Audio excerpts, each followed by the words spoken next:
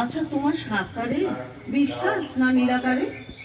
Master অবাক হইয়া স্বগতে। সাকারে বিশ্বাস থাকলে কি নিরাকারে বিশ্বাস হয়? ঈশ্বর নিরাকার এ বিশ্বাস থাকিলে ঈশ্বর সাকারে বিশ্বাস কি হইতে পারে? বিরুদ্ধ অবস্থায় দুটাই কি সত্য হইতে পারে? সাদা জিনিস দুধ কি আবার কালো হতে পারে? মাস্টার আজ্ঞা, নিরাকার আমার এইটি ভালো লাগে। শ্রীরামকৃষ্ণ তা বেশ, একটাতে বিশ্বাস থাকলেই হলো।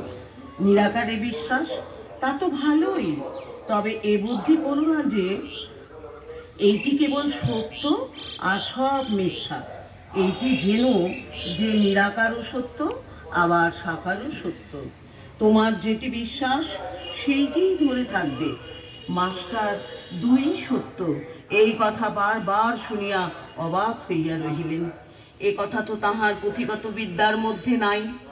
তাহার অহংকার তৃতীয়বার চূর্ণ হইতে লাগিল, কিন্তু এখনো সম্পূর্ণ হয় নাই। তাই আবার একটু তর্ক করিতে অগ্রসর হইলেন। মাস্টার আজ্ঞা, তিনি সাকার এ বিশ্বাস যেন হলো, কিন্তু মাটির প্রতিমা তিনি তো নন। শ্রীরামকৃষ্ণ মাটি কেন গো, চিন্ময়ী প্রতিমা।